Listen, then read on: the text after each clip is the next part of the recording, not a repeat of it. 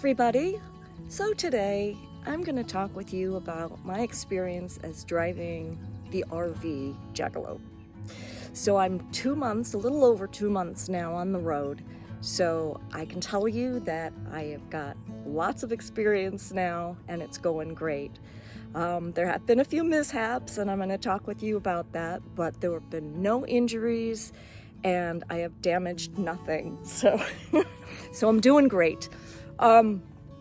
First of all, it was really a big hurdle for me in terms of doing the RV lifestyle because I was terrified of driving the RV.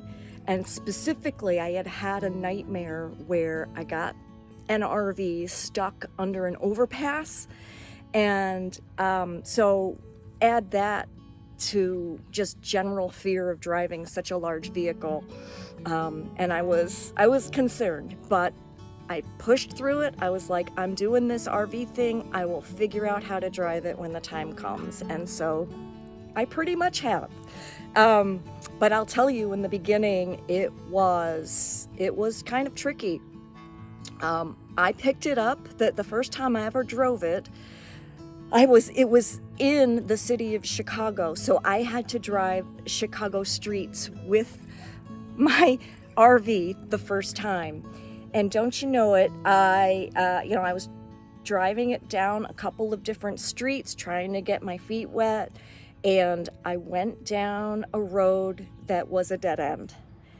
And this is the first time I'm driving it, and thank goodness my friend Debbie was with me, and she was able to help me back it up, do a 3-point turn, and get it out of that mess. So it was, I jumped in, and that's what happened. So anyway, moving forward out of the city, I started spending time in the suburbs driving it. Which was great, and I only went over 2 curbs, and I hit no poles, I hit no people in either of those instances, so that was good.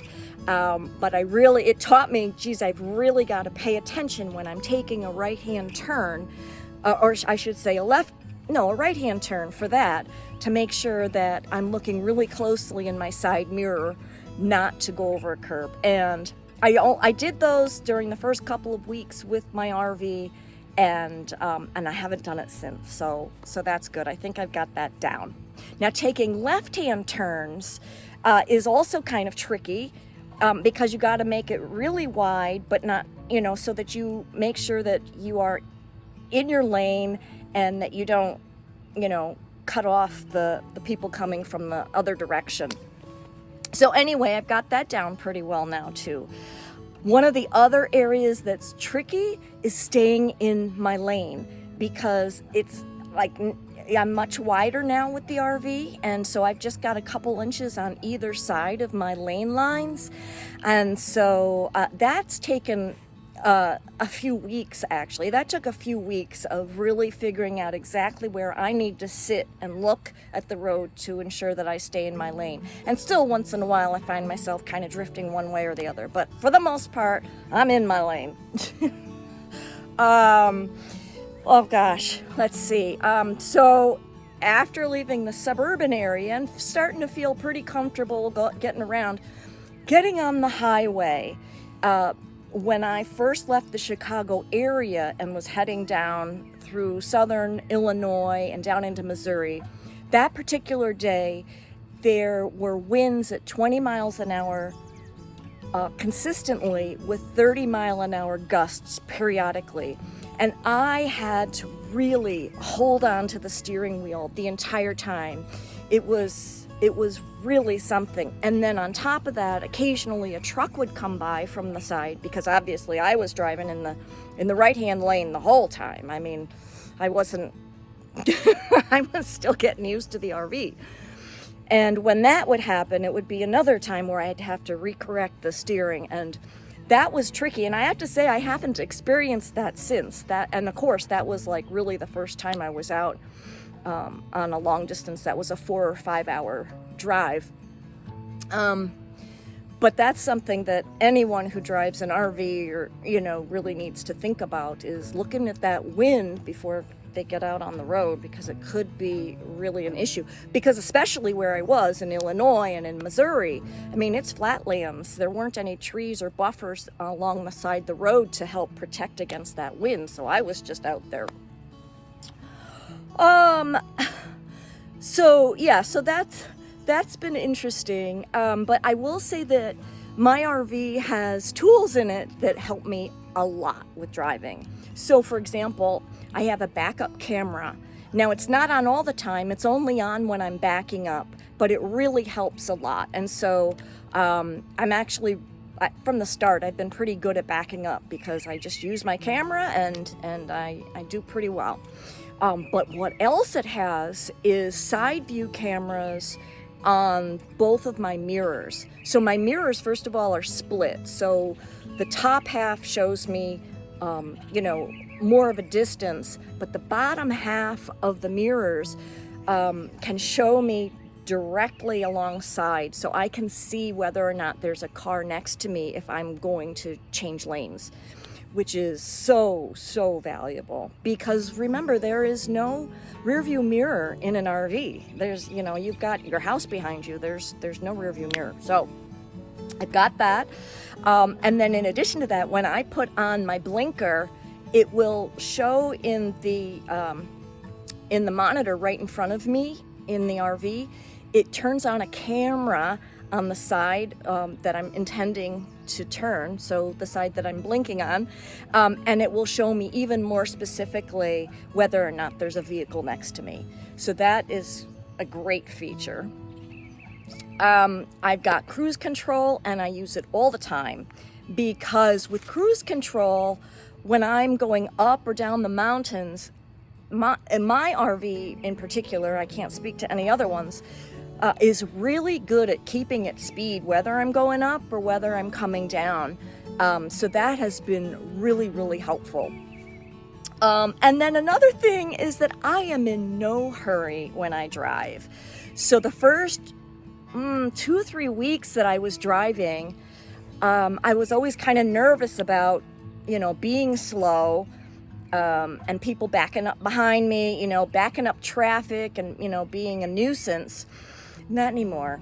I don't care anymore. But, I've been driving down the Chicagoland expressways for years. And in Chicago, nobody follows the speed limit. The speed limit's 55. And the minimum most people go is about 70, and you've got to keep with the flow, otherwise you become a hazard on the road. And I hate that kind of driving, but that's the way it is in Chicago, and that is one of the reasons why I left the area. Traffic is just awful, driving is just unsafe. So anyway, coming from that environment and then being out on the roads with my RV, I had been self-conscious about backing up traffic and so forth. No more. My safety is number one, other people's safety as well. I'm going to drive the right speed in whatever situation I find myself in.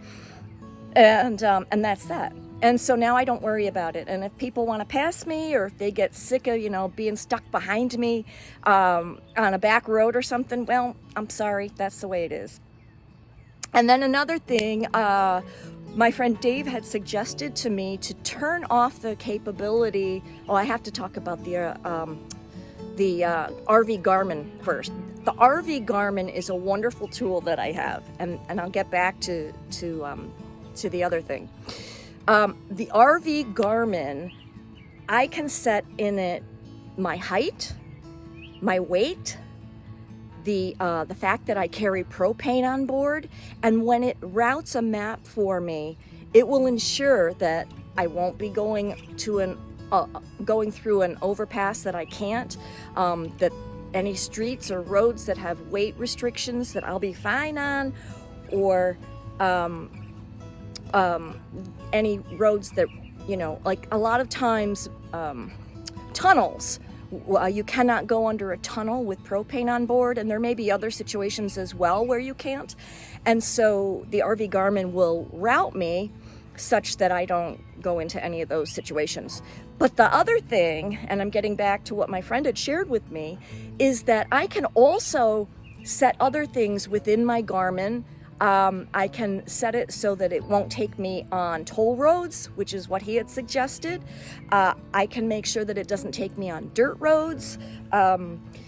Different things like that. I can make sure that it doesn't take me on a ferry, on a route that's going to force me to go onto a ferry. And there are a number of other things that I can ensure that it doesn't take me on. And so I have specifically set the one for no toll roads.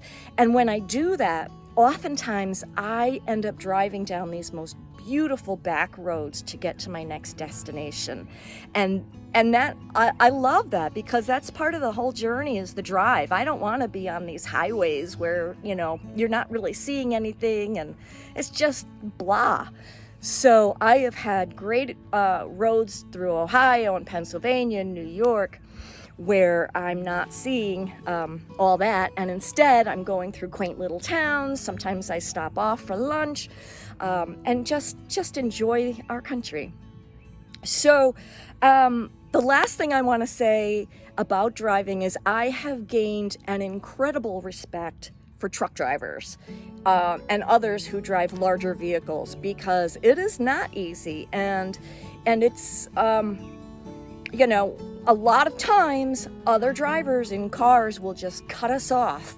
And I'm pleading with all of you who watch this, please don't cut off trucks, please don't cut off RVs, because we do not have the same stopping, braking capability that you have. It takes us much longer to stop at a stoplight, or if there's an emergency on the road and you need to stop.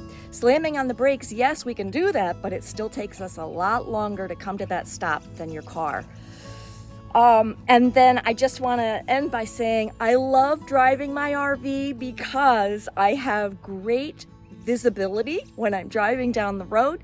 I've got, really big wide windows. I'm up high, and that fear that I had, which was really a big fear, it's gone. I'm driving well. I haven't hurt anybody, as I've said, and I hope not to in the future, but of course accidents do happen, but I'm certainly going to do my best not to cause one.